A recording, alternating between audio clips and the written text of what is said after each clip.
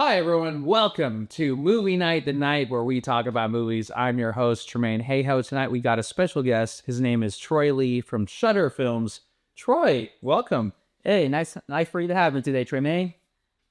It's great to be here. Yeah.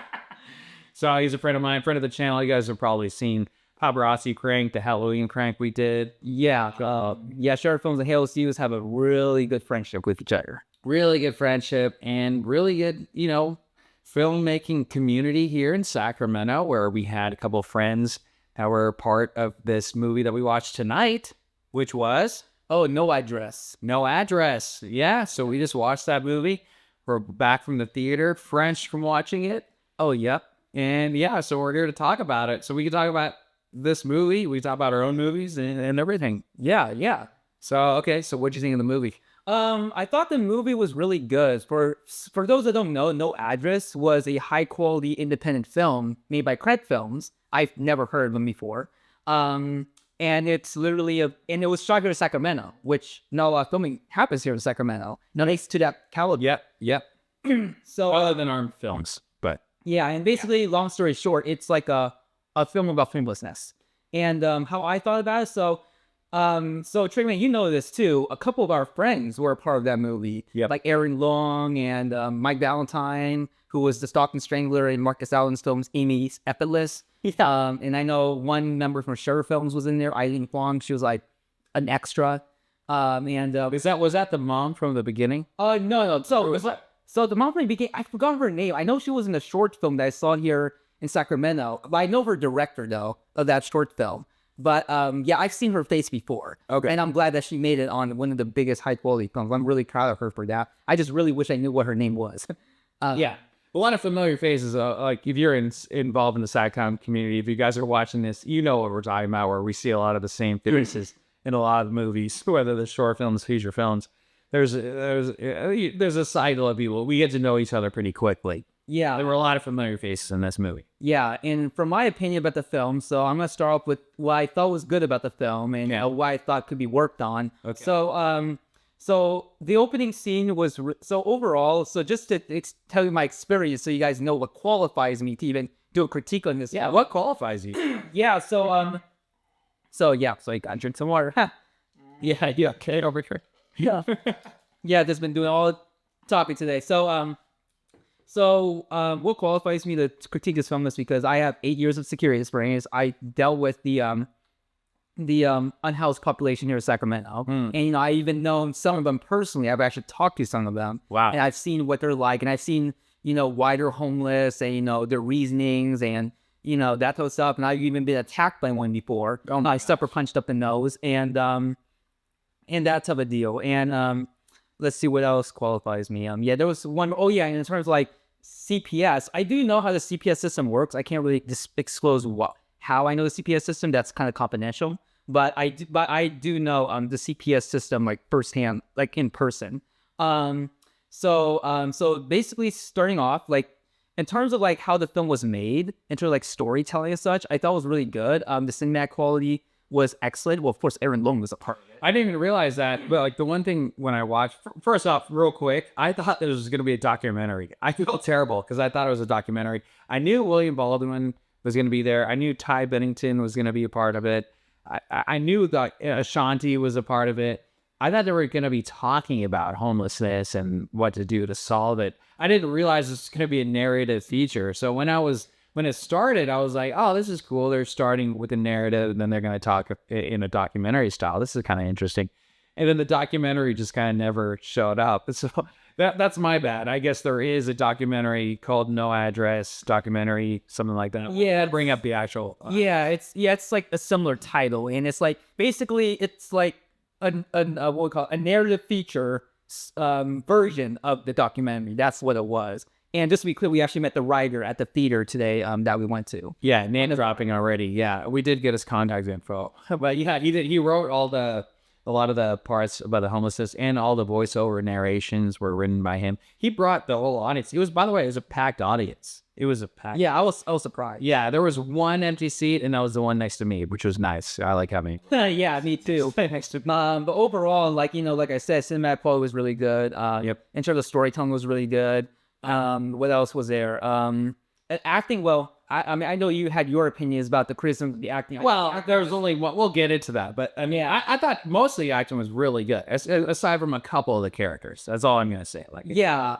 So the acting was really good. It was very believable, and there was some very heartwarming events to happen in the film.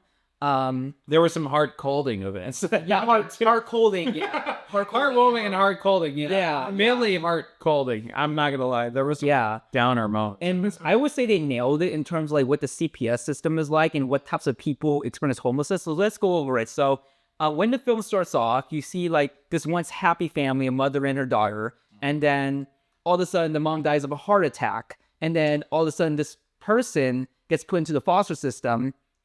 And then we don't know that until like later on in the story. You know, we just see her graduate with like no one there for her. Right. And then all of a sudden, Literally no one. Yeah. No friends. yeah, and when she returns home, she gets kicked out by her foster parent. Right. And you know that me knowing the CPS system, there are a lot of foster parents out there. You know, I'm not saying all of them, but there are a lot of foster parents out there that'll only take kids simply just for the paycheck. Right. Because it's not their biological. And you know, I've also seen CPS kids. I wouldn't. I don't want to disclose too much about it because some of it is confidential. But I would say that CPS kids don't live the best life. Because many of them are taken from their parents. Well, I don't think that's a surprise. I mean, hold on. Many of them are taken from their parents like by force for majority of time as valid reasons. And I've seen this firsthand. I've seen how CPS kids, because they didn't grow up with the best lives, they'll grow up to be like they'll grow up with criminal record. Drug addicts, and I've seen some be involved in prostitution. Yeah, and like oh really? Yeah, at a very young age. Oh wow. I've at one point I've experienced an 11-year-old cussing and using very strong sailor mouth, and so that's the best way to explain it. So sailor mouth. Yeah, so because of this, because they have criminal records, they get involved in all of this, it's hard for them to find a job or even a better future. Because when they get taken from their parents at an age like that, I would say like above like 13 or whatever, it's very difficult to turn them around. I mean, you really have to try hard, but there's always so much you can do.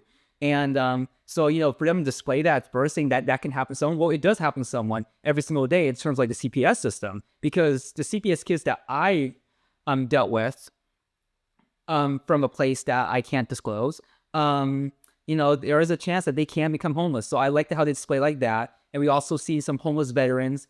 I have met a couple of homeless veterans in the past. I just never asked how they became homeless because many of them aren't really mentally stable.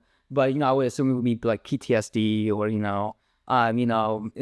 there could be more to it. I can't really say too much on that one.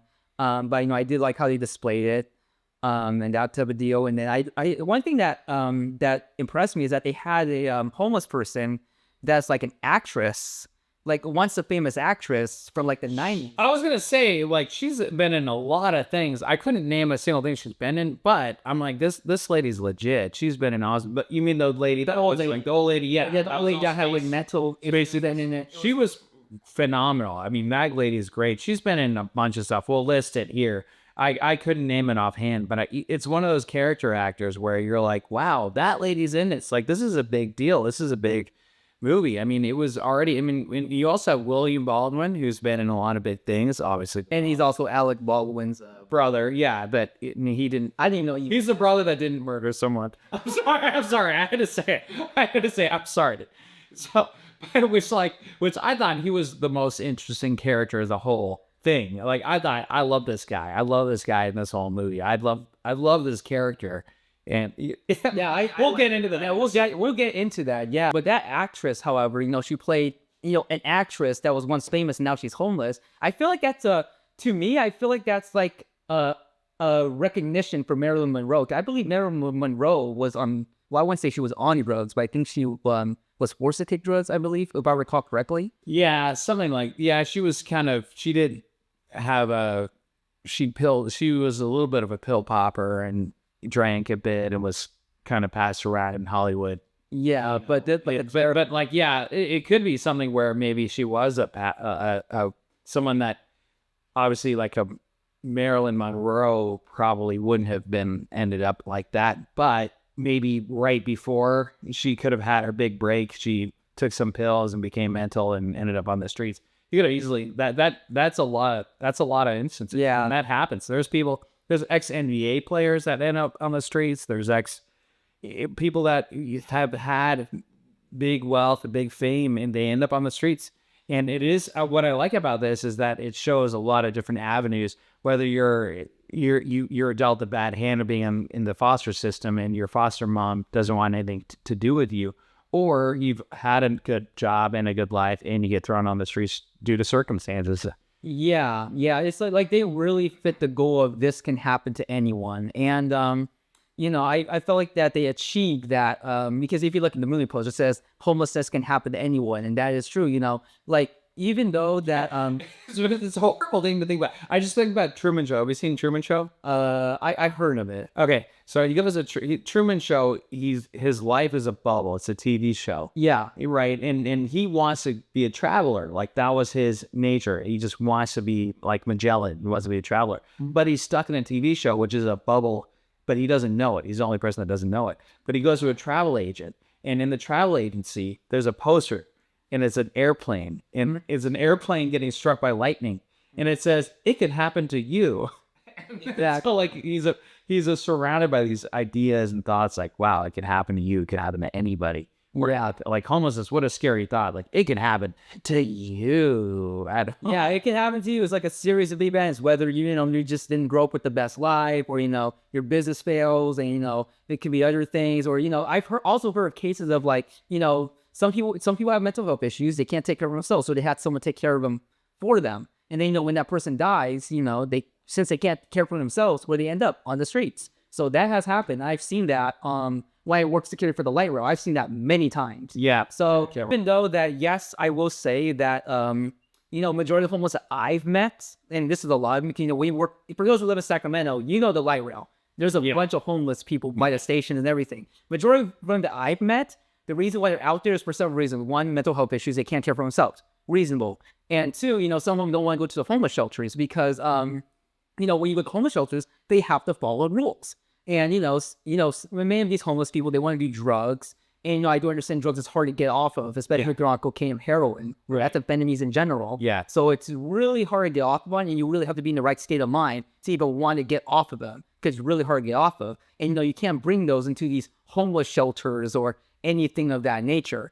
In some part, it's just by choice in general, because, when you're homeless, you're technically above the law to a certain extent, because, you can't pay for jail or anything. And, right.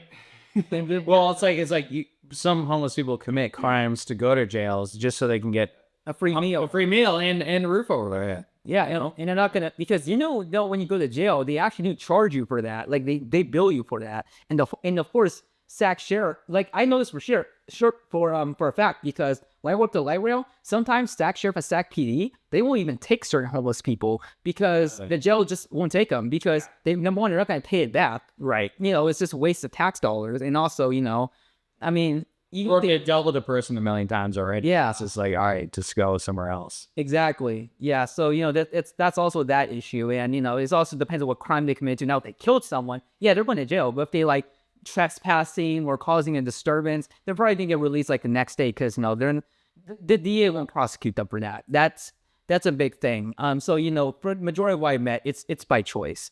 But of course, like what No Address says, there are a couple out there, it's just bad luck. But, it also depends on the individual person too, because I remember in the film, the one that Eric Baldwin, that's his name, right? Well, there's Alec Baldwin, and then there's William Baldwin. Billy Baldwin. Yeah, Billy Baldwin. Shout out Billy Baldwin. Shout out. Yeah, shout out. So Billy Baldwin, I thought he was a great actor. We had a bunch of other big names in this film. Some of them I didn't even know. Ashanti is one of them. Did you know who Ashanti was? Man, there's so many celebrities in this world.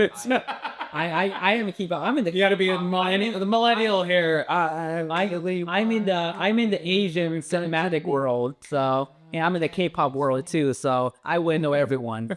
But yeah, whoever you said was in it. Ashanti, yeah, which is it was a big name back in my day in high school and stuff like that. But I would say that Bill Baldwin, he played as like a rich dad. Well, I wouldn't say he was rich. He was like a real tale of that. Yeah. Yeah, like real estate broker, real estate mogul type guy. Yeah, and he lived like in a nice 2-story house. Was anything that was like a mansion. It was just a nice house, and He had a son. he had the son and a wife And a wife. Wife of the year, by the way. Yeah, wife of the year. Wife of the year. Wife of the year. Yeah. And, Worst wife of the year. Sorry, she was terrible. I'm sorry. Like as a wife, you're terrible. She was horrible. We'll get to that. We'll get to that. But overall, he played as a realtor that made good money, and then all of a sudden, he had gambling issues, and alcohol, drinking, and then horse racing, and then I see it as a sign saying that you can have everything you want, but all it takes is for you to have bad habits like that for you to end up with nothing. So that's how I saw it. That's a very good insight right there, guys. That's a really good insight. Yeah, but overall, overall, that's how I possibly thought of the film. But the negatives would be, one, some of the events. So this is going off of my experience. Some of the events that happen in the film, I feel like it will never happen in real life. Because, for example, going off of Bill Baldwin's character and his nurse of a wife. What? And this is to be clear, the wife ended up on the streets too. But let's be honest. When was the last time you ever heard of a homeless nurse? Okay, all right. So first off, shout out to my mom. My mom was a nurse. She's a nurse. Okay, shout out my mom gives an infamous story of when they were newlyweds. They were newlyweds. I don't think my brother was born yet. I've got an older brother, and my dad's a real estate broker. Thing is, when you're a real estate broker, you work off commission. If you're not making a commission, you're not making any money. If you're not selling a house, you're not doing anything. But my mom's a nurse. She's pulling the weight of both of them, right, for the whole family. And an infamous story where my mom was begging my dad. And shout out to mom and dad if you guys are watching it. I don't think they'll care that I'm telling it. Yeah, my mom was begging my dad, like, get a job at McDonald's or something. Get a job at McDonald's where you can at least get paid for the work that you do. But my dad, where your mindset, when you're working off commission, you could work 60, 120 hours, 300 hours and get paid zero. And then a deal closes and you get paid 20, 30, 40 grand. Yeah, on deal, right? So like you can get paid really well once you get paid, but it's like all the hours that go behind that. And luckily, thank God, my dad didn't have to get a job at McDonald's or anything like that. That would have been hilarious if he did, but he didn't. He sold a house and the rest is history. But, like I could see that. But at the same time, this mom in this movie offered zero solutions on her end. Like she's like, I'm working double shifts. Didn't you pay the light bill and the gas bill? She could have done it. She could have paid the damn bill. Like that's what she could have done it herself. Like, yes. How much does a nurse make? Like more than I do. Nurses make over 6 figures. Yes, so if she works all those hours and she lives in a 2-story house in the city of Sacramento, and it's not even Elk Grove, right? It's not like a nice neighborhood. My thing is, if you're making 6 figures, and okay, yeah, you have a mortgage. Okay, let's say that she's paying $3,000-4,000 a month. She's making $6,000, $7,000, $8,000 a month. Okay, you could pay $150 electric bill. Girl, you know what I mean? Yeah, she can afford that. Right. There's a scene where Billy Baldwin's looking at his checking account and there's $300 in his account. I relate to that a lot. Like, okay, I personally relate to that a lot. Like, oh my God, there's only $300 and I have a $150 gas bill. I've got a $200 internet bill. I've got, whatever it is. And what does he choose to do? Well, he bets money on horse races, which what else are you gonna do? But he has a wife that is making 6 figures that could easily pay that. What does she do? Nothing. She refuses to pay this bill. And she throws him under the bus. You put us in this situation. Well, he's working on a deal. That's why I could relate to that a lot, because my dad would be working on a deal. It can be a huge deal, but things take time. Paperwork, processing, all those things, they take weeks, months, where you have to have that patience. And yes, if you did that faith in your husband who's working real estate just to work on this deal and to get it done so you can get paid, guess what?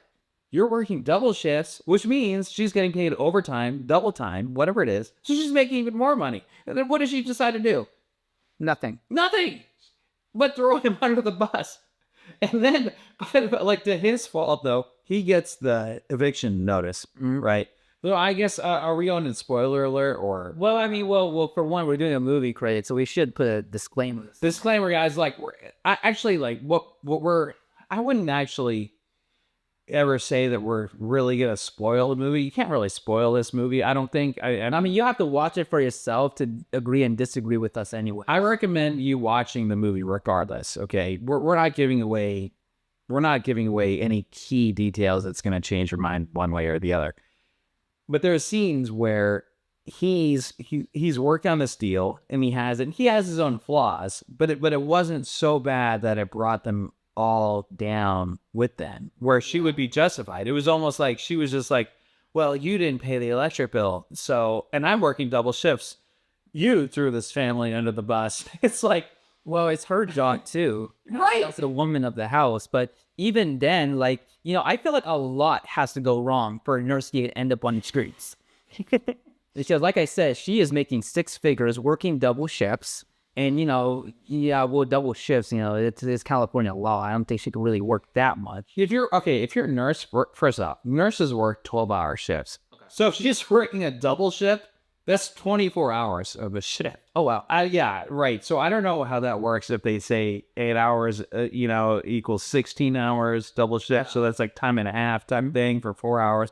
But my mom is a nurse. She'd work 3 days a week and work 12 hours a day. But you work 12 hours. Most people work 8 hours a day. Yeah, you know, I felt like nurses work 12 hours. With that writer we met, I felt like that would, you know, just to not insult him or anything, but I felt like that's a good time to ask, saying, hey, so who came up with the nurse being homeless idea?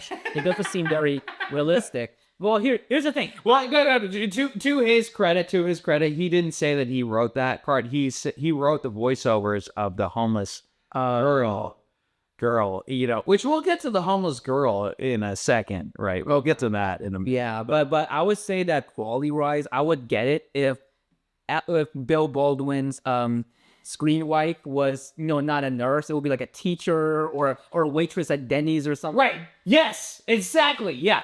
A waitress at Denny's. That's fucking perfect. Because she's like, yeah, I'm pulling this. And you have a scene of her at Denny's at a restaurant. And she's giving this customer utmost respect and quality. And she still doesn't get tipped, right? Yeah. Then a manager comes to her and says like, hey, you know what? You need to pull in your job or else we're doing layoffs. Like you're aging out. Like we need younger waitresses and stuff. You know, like is like scenes like that's putting that pressure on her. Yeah. Right. Where she just kind of came out like the bad guy, guns blazing, saying like, well, I'm working double shifts. But by the way, I've got a really good cushy job where I'm getting paid really well. I could pay this $100 gas bill, but I'm not going to. It's your fault. Yeah. She goes, I paid for this that cost $60 a night. It's like, oh wow, like give her a Mother of the Year award, and then like she wants to kick him out, and then the son's like, Daddy, no, don't go, don't leave me. And she's like, it's your fault. I felt like how they should have done it if they wanted to keep the nurse, which is fine because the nurse had a vital role in the story. They should have just had her divorce him, had him out of the house, then he ends up homeless. That would be a lot better. Well, what we needed was more of a scene where she catches him in the horse races, like as he does the horse racing things. He's a degenerate gambler. He's drinking. You know, maybe we see something where he passes out drunk. He lost all his money, blah blah blah, something like that. And then she's like, you know what? This is the last straw. I'm done. Right? I'm taking the kid with me. That is a justified scene. That is a justified scene. You're a degenerate gambler. You're drinking. You have no money. I can't. I love this one scene where Bill Baldwin's character was telling her, saying, "Hey, can you call any of your friends to see if we crash your place?" Well, if all of her friends are nurses, that's a fair question. If all of her friends are nurses, I'm confident they're not living in apartments. They're living in houses. They would all say yes. I guarantee you. Yeah, they would say yes, especially if they're friends. Right. And they work together. So can you think about like someone that you know that has a nursing or doctor or lawyer job and they have friends don't you think you ask them like, hey, if you're 18 years old, think about this: when you're 18 years old, Yeah. that your friends that had friends or had parents or whatever, don't you have people around you that can say like, hey, can I crash your place for a week or a couple nights at least? Like, isn't there, like no one's gonna say, go fuck yourself, Troy. Screw you. Sorry. You know what I mean? It's just like, you know what I mean? It's like, dude, if she has friends that she's working with that are co-workers, they're not gonna be like, screw you and your husband and your little boy too. They're not gonna say that. They're going to usher her in. Yeah. And instead we go for the overly dramatic. Oh, they've got all their stuff on the car gets towed. Half the stuff falls off. Well, first of all, in real life, that wouldn't happen that easily. For one, I'm going to put a notice on the car saying, hey, if you don't move it, we're going to tow it. Then if you don't move it, they're going to tow it. Yeah. Yeah, that's that's through my experience. Yeah, I've dealt with abandoned cars before. Usually they'll put a Sure notice you on. have. Yeah, but yeah, and then another thing I wanted to say, like in terms of what I didn't like about, is like I said, some of the events that they had in there, I felt like that it just seems unrealistic, and they're making a film not just talking about homeless can happen to anyone, but they're also trying to stop the homeless crisis. Because for one, there's one scene where she's offered homeless shelter. You say, hey, you can go to homeless shelter. She said no. Dude, that pissed me off so much. Yeah. That pissed me off. Yeah, and so there's like much. no reason. There's like no scene of her in a homeless shelter not liking it. Like I felt like that if you really wanted to make a film about stopping homelessness, why like everyone keeps asking, why don't these people go to homeless shelter? Why not show them? This film doesn't show any of that. So that kind of pissed me off a little bit. Well, that was the thing is that's a great opportunity for her to say, yeah, you know what? Let me go to the homeless shelter, right? So then the next scene, she's at the homeless shelter and she's packed in a room with 4 other homeless people and they're all snoring or someone's really smelly or someone's threatening to steal her stuff. There's some creepy guys there ready to take advantage of her. Like those are legitimate reasons. Yeah. But instead, flat out, she's like, no. How long was this? She's like, too long. I'm sorry, shit. Did I say that out loud? It was 2 hours long. It was 2 hours. Wait, it was 2 hours? 2 hours long. Oh, it didn't feel like 2 hours. How long do you think it felt? I thought it was like an hour. You thought it was an hour? Well, that's a good thing. That's a good thing. Because for me, it felt longer than, it felt really long. Like this whole movie felt. Yeah, Holy because movie. there's only 2 mentions of a homeless shelter. One when she gets offered, she simply just says no without She giving. just says no. And then there's another mention. You went to the restroom in this one. I saw it. Basically, like the guy and the girl, the homeless girl, was like saying, "Hey, go to a homeless shelter." He tells her to go to a homeless shelter. She says, "No, I already told you what it's like in there. Well, then tell us." Yeah, tell us. Show us. Show us. Don't tell us. I mean, there were a lot of missed opportunities where they could have easily said, especially with the main character. Okay, let's get to the main character here. The main character, the little girl, she was a cute little girl at the very beginning. Her mom dies of a heart attack at the age of 35. Somehow, I don't know why, but she ends up in foster care, and her foster mom throws her out on the street. Okay, she's 18 years old. In the prime of her life, she just graduated with all her peers. She had one friend that she texted asking if she could crash. Never heard back from this one friend. Now she's on the streets. I'm sorry. Okay, first, there's so many things wrong. One, she has a phone. Okay. And she has a high school diploma. You have a high school diploma and you have a phone. I'm sorry. You graduated high school. If I graduated high school, if I had zero, I've got great parents, but if I had 0 parents, I would have to consult with, hey, even if you had 1 friend in high school or 3 friends in high school, you hit them up. You have a directory. You can hit up everyone in high school. Like, hey, I'm Jimmy. She literally graduated that day. And that day. Yeah. So you can go back to the graduation hall and be like, hey, sorry, my foster mom won't take me. There would be 100 people lining up to say, hey, no, stay at my place. Stay as long as you need.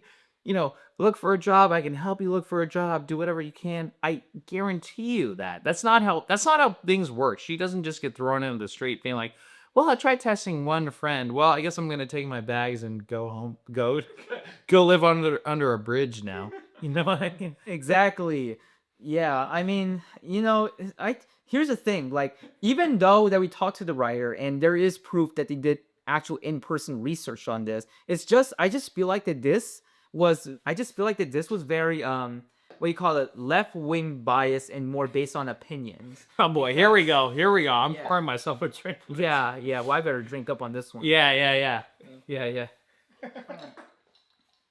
Like seriously, like you're talking to someone who's dealt with homeless people, and it just felt so left wing bias. It just like I did like you, you know, before I even talked to the writer after the film, looking at the film, I feel like they did no research or in-person research of what the homeless population is like. For one, because especially the part where a social worker approaches, the actors that are homeless, they're playing as homeless people, saying, "Hey, we got you guys homeless shelters at these locations." They're like, "Oh no, we're family. We're gonna stay right here." And I'm just me knowing the homeless, if they were offered that, well, no, he was like, yeah. His thing was like, hey, well, we're a family.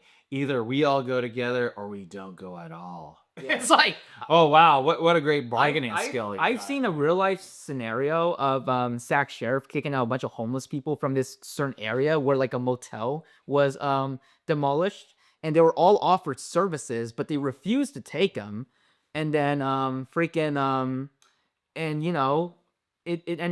just refused to take them, and there was like no reason of like family or anything. They just didn't want to go to a homeless shelter. It was simple as that. It has nothing to do with them being family. And as a matter of fact, through my experience, homeless people only care about themselves or those closest to them. Because I remember I met this one homeless person. He would literally rob other homeless people just for money or just something to eat. So overall, from my experience, majority of them only care about themselves. That's why you'll see like one tent in certain areas, they did group up with each other. If an opportunity comes, they will leave that group and go somewhere else, from what I've seen. Yeah, well, it was interesting where the movie chooses to focus on these 5 people, right?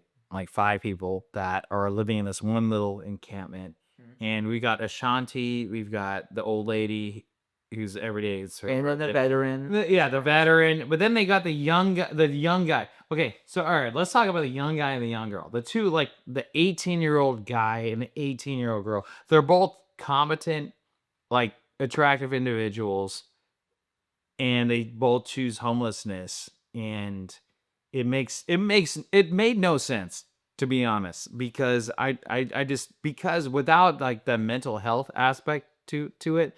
If they didn't have any mental issues with them, because they both seem mentally sound, they both seem like they were all there. It's not the fact that they're there because they're, because they have mental issues, right? Which is a lot of homeless people. That's a lot of younger people. That's why they're homeless, right? But like they're both decently, like the boy goes in, he goes to work, and he's going to his work, and then they go from like open, and then his boss like changes it to a closed sign. He's like, no, I'm here on time. Well, everything was going to work. I believe he was going to an interview. That's what I understood. No, it was his job. He's like, no, I really need this job, and he's like, no, the job goes to people that that show up on time. Like that's what the boss said. Oh, okay. I must. And then he put up a sign saying "Help Wanted." Oh, now there's an opening, but like. Dude, I don't know. It was too. Then like his mom was out searching, and then like their people are like saying, no, this isn't him. I haven't seen this guy before. Even though, like, dude, I wouldn't want to go home. I wouldn't want to be with these homeless people, right?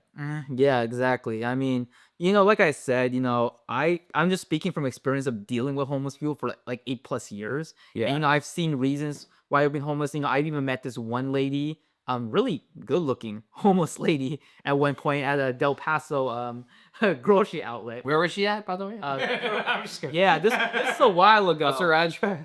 This was a while ago. Like, believe it or not, she told me that she owned a business and she has a son that goes to ARC. Of course. And she was married to a Vietnamese man. Apparently, they divorced. Hey, there you go. Yeah, yeah, and that type of deal. And she had a dog and everything, and she was living in a tent with a bunch of other homeless people. But it just and she wasn't mentally ill either. Like she just told me that the reason why she's homeless, I guess she says she made some mistakes, or it's something about like the business. This was a while ago, but I mean, but basically the reason why I bring it up is because I'm not saying that all homeless people are bad. It's just that through my experience, there's just a vast majority of them that are homeless, like literally by choice. Yeah. You know, because we offer them. Remember, we live in California. We're like the give everything capital. Yeah. That's why we have a high tax rate. And some of these homeless people, they take advantage of it. Yeah, and they left that out too. Yeah. They left out the food stamps. They left out, some people are doing this by choice. They left out they're literally shining on one side, which is a very small population, but they're not shining out on the bigger side. Well, the thing is, it's such a tough issue to tackle in 1 2-hour long movie, right? Like it's such a tough issue. And the point, going back to the point, was that anyone can become homeless. Yeah. Right? That's the ultimate point of this movie.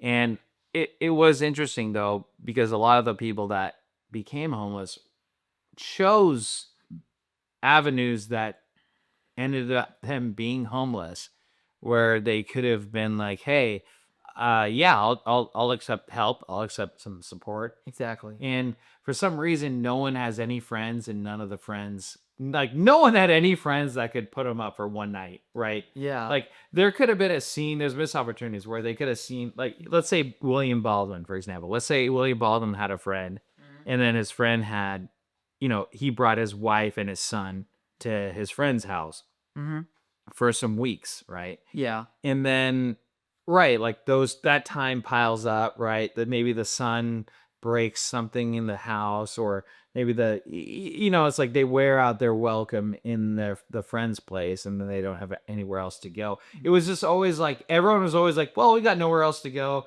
We have no friends. 0 people are going to put us up for one night. So we're going out on the street. That's it. And just for you all viewers up there, like, I'm not looking down on the homeless in any way, because one of the sheriff's people, I'm not going to disclose his name, was homeless at one point. But the difference between him and the people that I've met, he actually did something about it. He actually, didn't stop looking for shelters. Right. He didn't I've been homeless. I've been homeless. Yeah, exactly. Yeah. Yeah, and he didn't give up hope and just stayed on the street doing crack all day. Like, he actually tried to find shelter. He lived in the dojo for a little bit.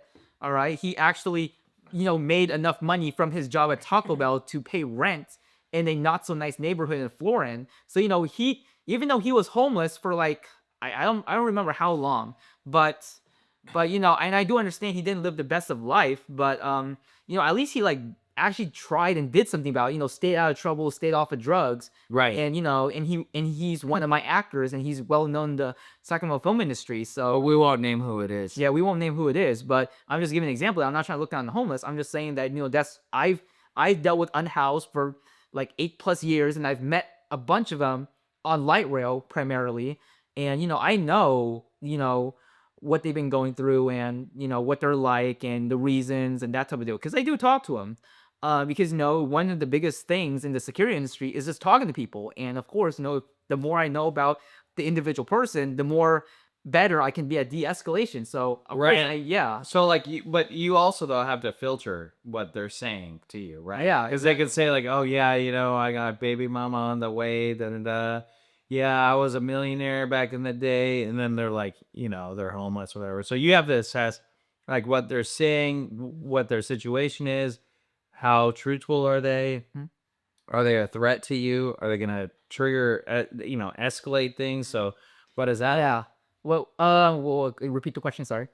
That was kind of a long question, but like, if someone comes at you, if a homeless person comes at you and says like, hey, I'm XYZ, ABC, I used to do this, I used to do that, why don't, like, I'm just looking for food, looking for money or whatever, but they're still they're still trespassing or whatever it is they're doing. So for one, if you're trespassing, I'll say, hey, sir, I can totally see what you're going through. I won't say I understand, because I'm not in your situation, but I'll say, sir, ma'am, I can totally see what you're going through, but how is this, please leave the property, because I don't want to have to call the cops on you. I know, you don't want to go to jail, you don't want to be there, so just leave the property, just step on the sidewalk, okay? And then I'll see what I can do. I can look up a resource for you that you can possibly go to.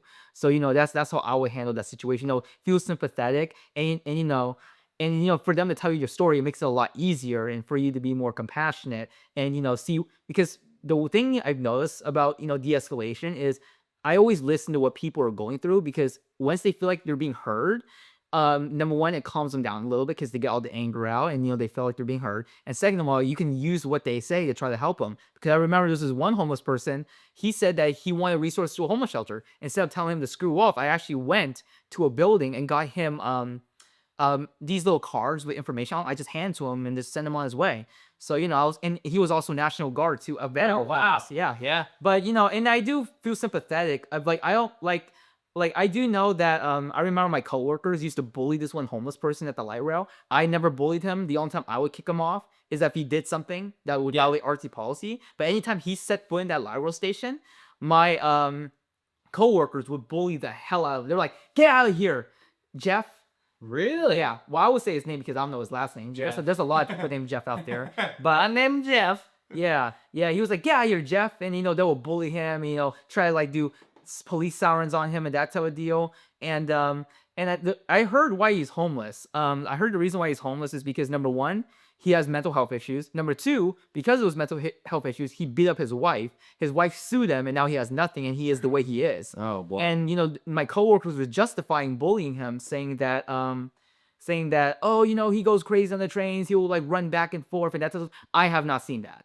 But I have had to kick him off the train kick him off the station a couple of times. But that was because he would be at the station for a long time. Because the rule is if you sit there and 2 trains pass and you don't board a train, that's the part where I can ask and say, "Hey, ma'am, sir, do you have a ticket?" And then of course, so far he was always cooperative with me because I was always respectful about it. But yeah, What do you do if they don't have a ticket? What do you do? I just kick them off saying, "Sir, you need to buy a ticket or you need to leave." Oh, next. Okay. Yeah. You beat them down to the ground. No, I don't. I would not. I won't beat him. Get on the ground. Yeah, no, I won't beat him to the ground unless he tries to beat me to the ground. That's a whole different story. Do you have a taser or anything? When I was on the light rail, I do carry pepper spray. Okay. Yeah, when I was light rail, I did carry a taser for a little bit, but some contract issues happened, so the taser went off. But I did carry pepper spray and baton and handcuffs. But I've only had to use my pepper spray one time, and I've never tased anyone yet. Have you handcuffed anyone? No, not yet. That's good. Yeah, well, I'm really good at de-escalation. I don't put myself in those situations. So Right. So yeah, but I decided to bring that out to tell the viewers, because these viewers are, oh, you don't know nothing about homelessness. Well, first of all, I do, and second of all, I do have respect for the unhoused, to a certain extent. And to a certain extent, I'm talking the ones that that beat up their wives and that actually kill people. Because my friend was murdered by a homeless person. Really? Yeah, I had a friend who was murdered by a homeless person.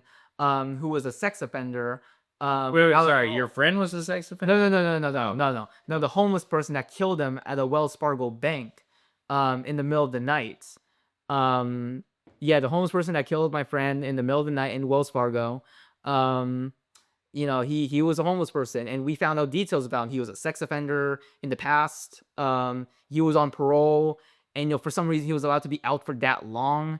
And he killed an 18-year-old boy in 2020. So I have my ups and downs with the homeless, but even in the house population that happens. So but majority what I've seen, many of them are homeless literally by choice, or why I don't blame them, I blame the government. That's just my perspective, but that's a story for another time. Wait. Okay, let's go back. So what happened to the guy that killed your friend? I mean, well, he did go to jail.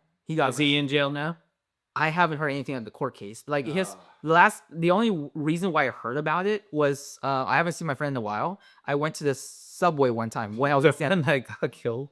I'm sorry. You didn't see him in a while, obviously. Yeah. So what happened was he quit his job at Subway. Okay. And then I haven't been in touch with him for a while. Yeah. He used to be this guy that I talked to every time I ate at Subway. One day he found a different job. Okay. And then, but his sister still worked at Subway. Okay. And then one night I came to Subway. I talked to his sister, saying, "Hey, I know you. I've seen you before. You're Josh's sister." And she said, "Yeah." And then I was like, "What? Oh, how's Josh doing? He passed away, right?" I was like, "Wait, is that the stabbing that happened last week?" And she was like, "Yeah."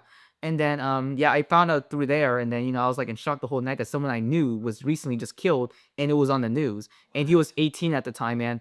His sister changed a lot. She started smoking marijuana and.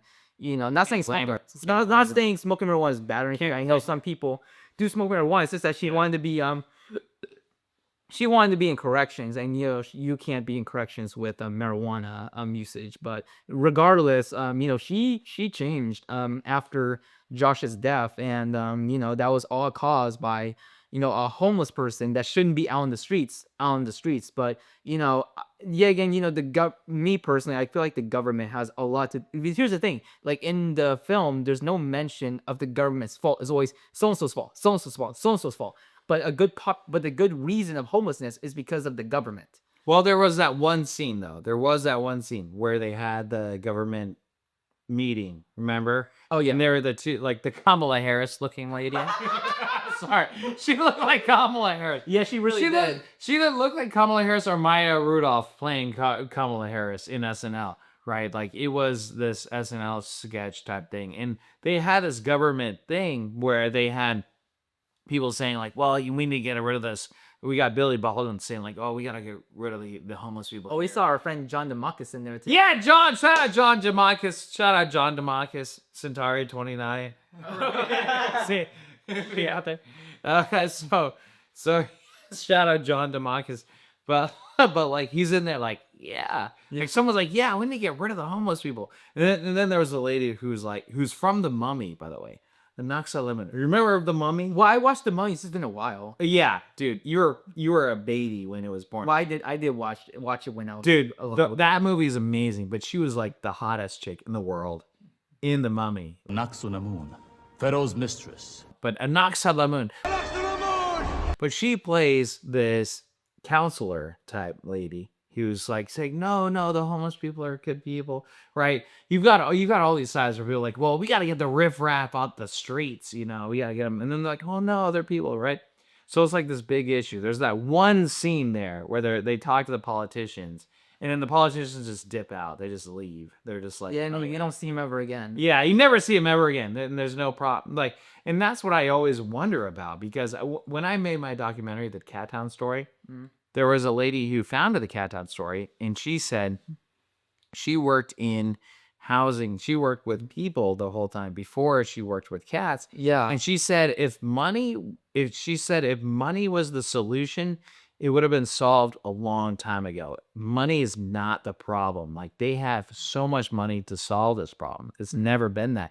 It's always a bigger issue where there's the mental health issue. There's people that don't want to actually be housed. They want to be homeless for whatever reason. And there's these other issues that all come up. It's such a multifaceted issue. And yeah, so yeah, because I feel like the key element was, why are these people not taking services? And I'm confident in saying, oh, we're a family, we want to be in a shelter together.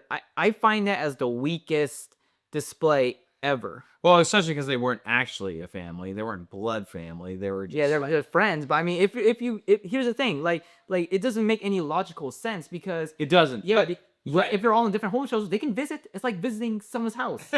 Right, but at the same time, though, it's probably accurate, because they probably have a lot of illogical things that happen in these instances, and where they're like, well, why the hell would you not take help?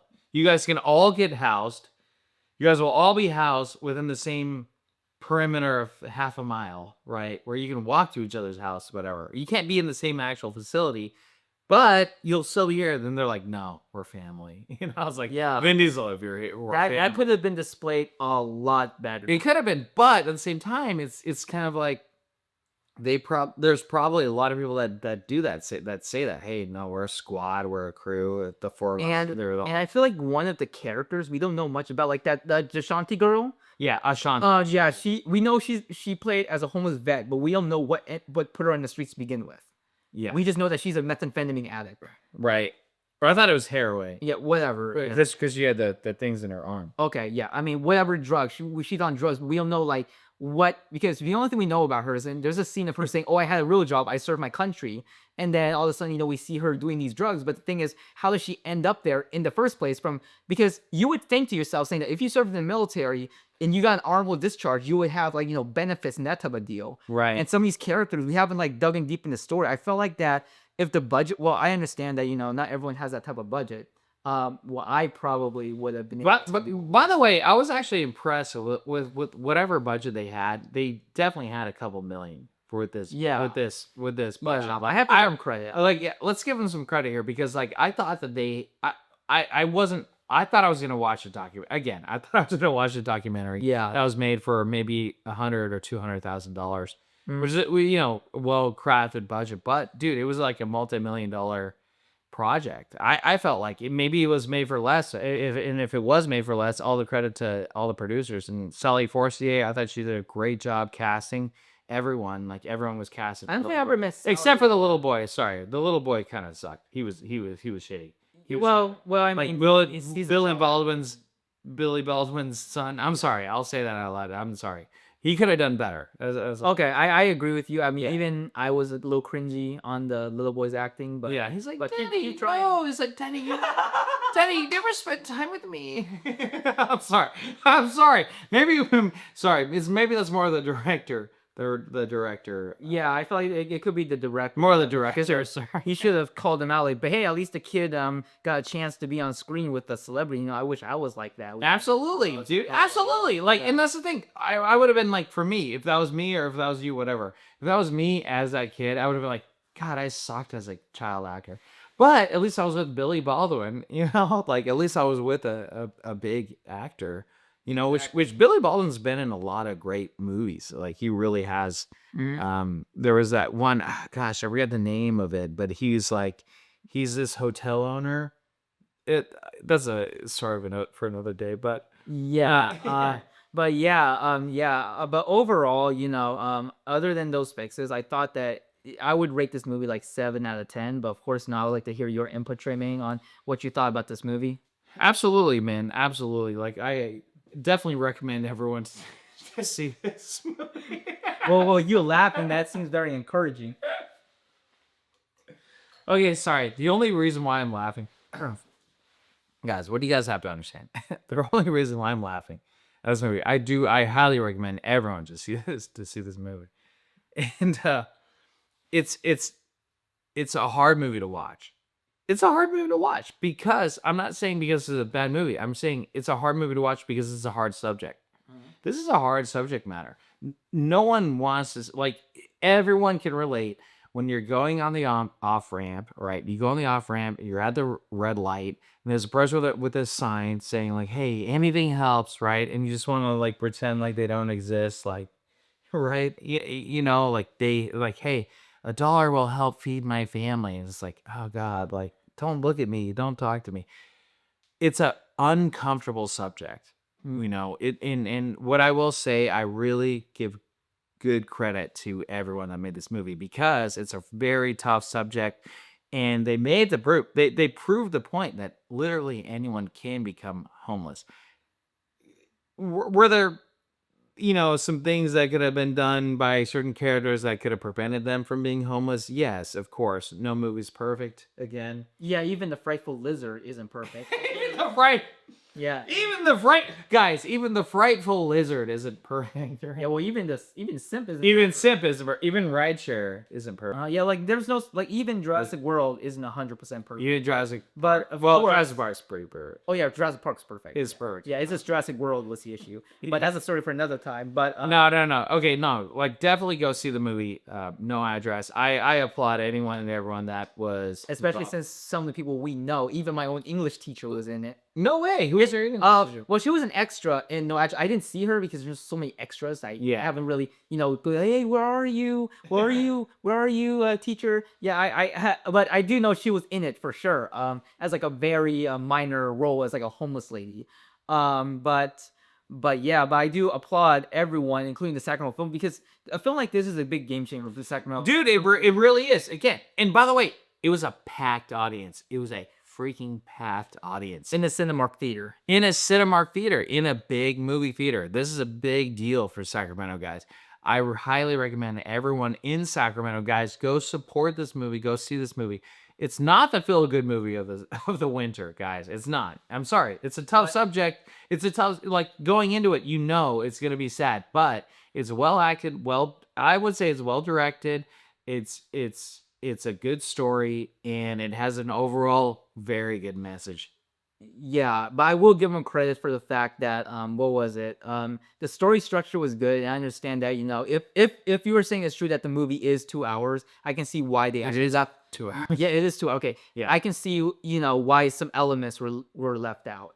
You thought it was 1 hour long. Yeah, I was I know, it just felt like that. well, that's good, dude. Yeah. That's actually a compliment. If someone says like, "Hey, it's your 2 hour movie felt like 1 hour," like that's a compliment. Yeah, and I would say the music was good too. The music was perfect. It matched the theme of everything. So yeah, I'm gonna say that was really good in that regard. But yeah, I would say that story structure, starts off, very happy, dark, dark, dark, happy again, that type of deal. And you'll even have some It was happy. so well, happy in the front, with the happy family, and then it goes darker and darker. It goes dark very quick. Yeah, dark very quickly, and then happy again, that type of deal. It's just like story structuring for the Fretful Lizard. You'll see like baby Kuru, baby, and then loses his mom, and then kills his stepdad because of his predatory instincts, and then goes on to care for a little reptile, and then dies at the end. So you see something from like very little all the grow all the way up to die. Well, not saying no, I dress as Leica. I'm just saying that that's just how the story structure should go. And I liked how the story structured it, still relating to the story, but had like backup stories from other individual characters, and that's really hard to do. Yeah, it is. It is really. So I will give whoever wrote this credit for that. Whoever wrote this, who we met tonight. Yeah, well, one of them. Well, one of the writers. Real quick, because we didn't even talk about it. The lead actress, who the whole movie. Oh yeah, we need to talk about her. Let's talk about her. Yeah, we need to talk about her. Yeah. All right. What are your thoughts? Well, I thought she did an excellent job. I have actually no idea who she is or if she's even a Sacramento native. I mean, I don't think she's no hotshot celebrity, right? I've never. I've never heard of her. I mean, there's so many actors and actresses out there. I haven't been keeping up. I may But have more of the character, not the actress. More of the. Yeah, so the character, I thought she did very well. She had some emotions, and having sobby emotions like that is very difficult in the acting world. So I applaud her for that. I applaud her for her character. And her character in general, I don't know. I just felt like it could just be a little bit better. In terms of like, I don't know. I just felt like there could have been more to her. That's what I felt like. I don't know. What do you think?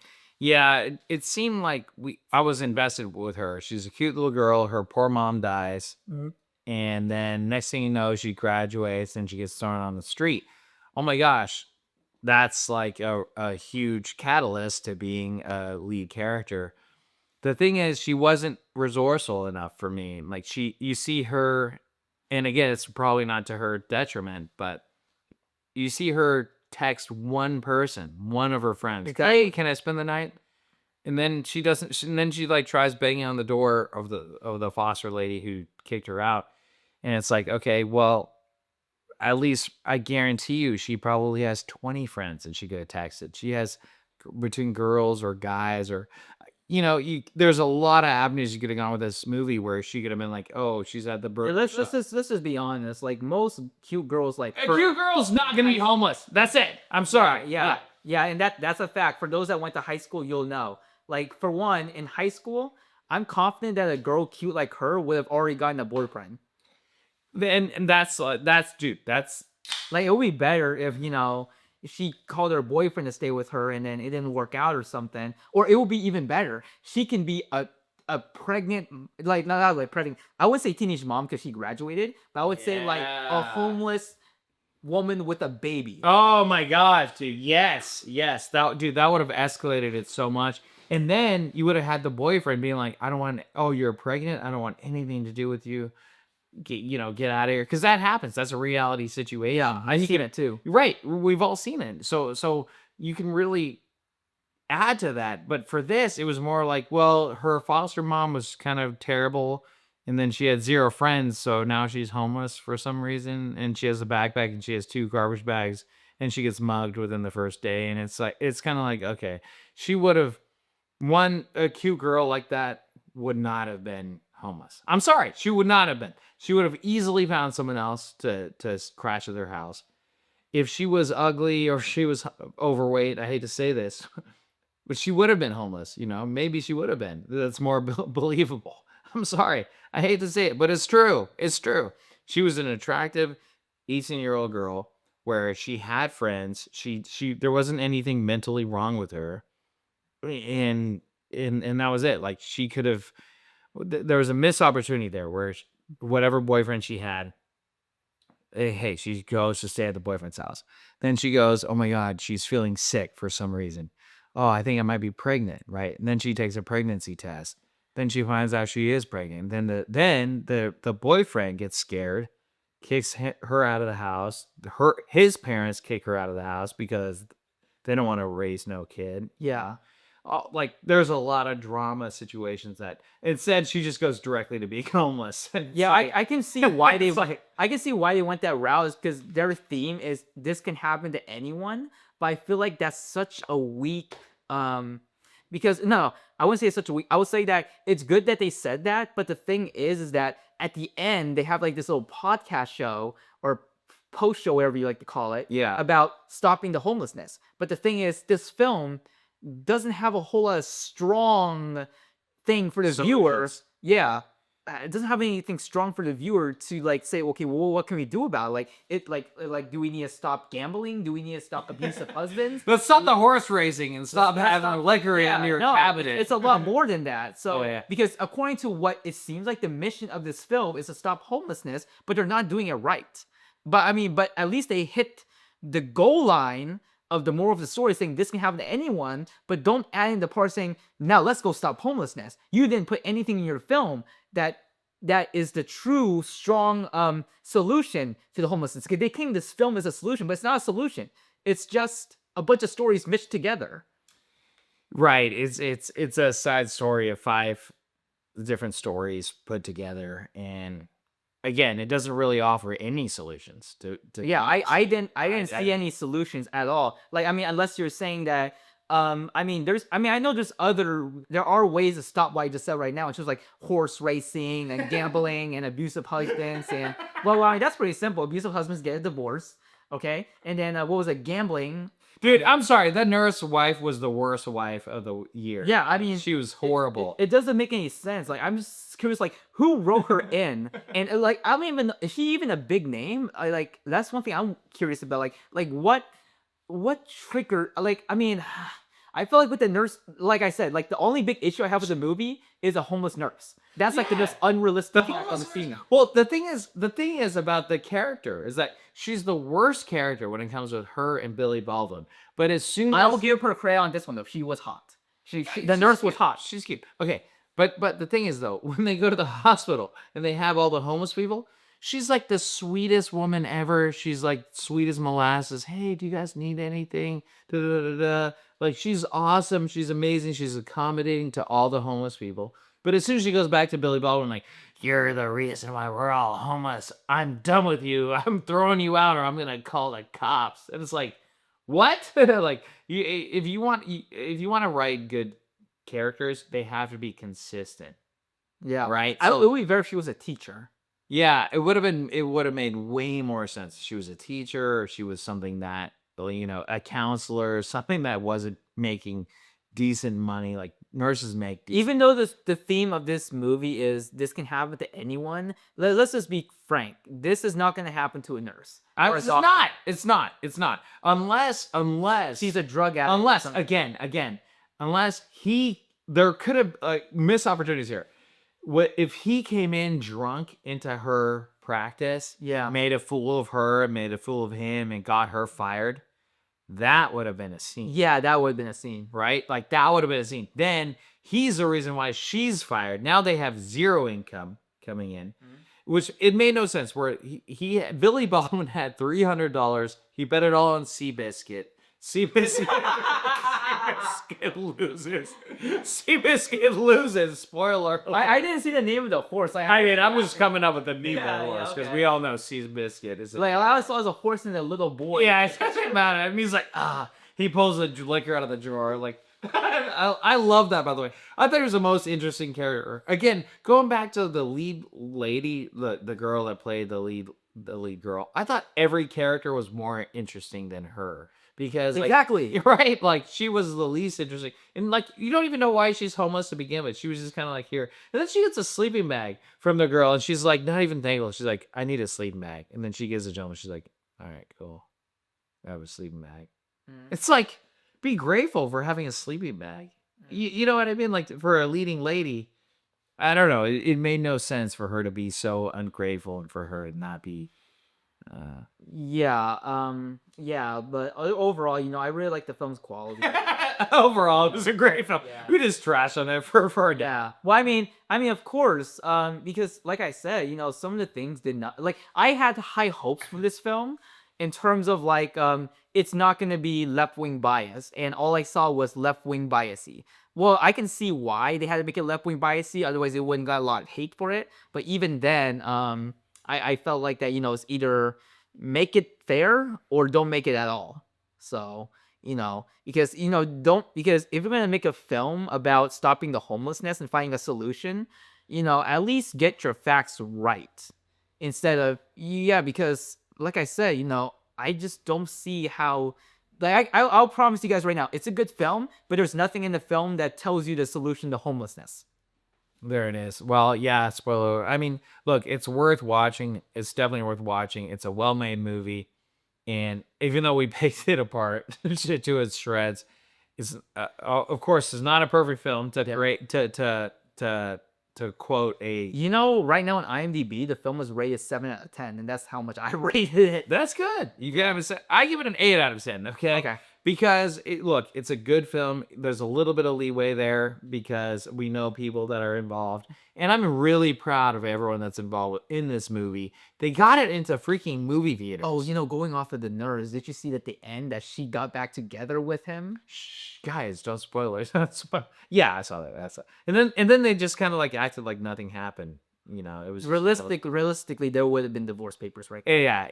Okay. Well, spoilers alert there, but look, like it's not the feel good movie of the winter. You're not gonna feel great about yourself or about anyone after watching this. Maybe you'll feel better about your own situation because you're like, oh my gosh, at least I'm not in this person's situation. Yeah, watching this movie. Basically, I think another moral to it is like, be grateful for what you have, and take advantages of your opportunities, I guess. At least that's what I got out of it.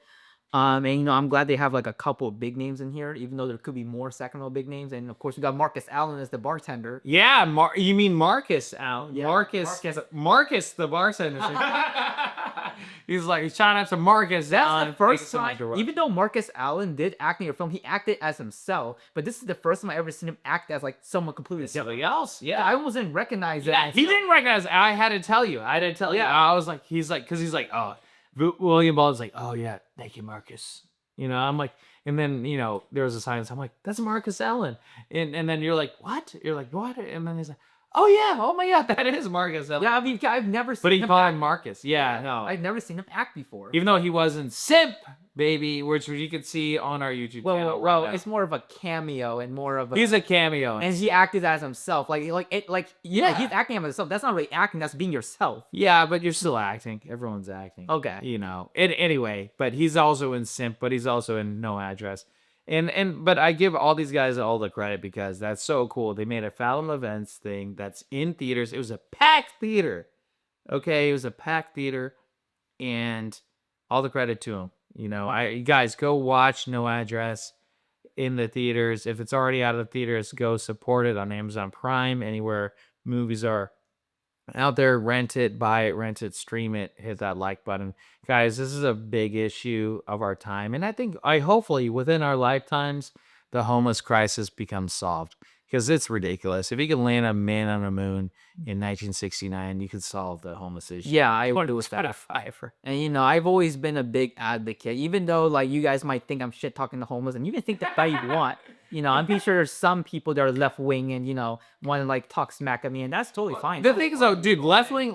Thing is, left wing, right wing, middle wing, whatever wing. Everyone can get behind this movie and want to solve this problem. Well, yeah, even I want it solved. Yeah, even you want to. Even Troy Lee wants to solve the problem. Yeah, I'm just speaking from my experience of what I've seen in them and what needs. I know what the solution is. What is the solution? Well, for one, let's start with the government. Okay. Yeah, let's start with how the government runs things and how they spend their money and where that money can be going to.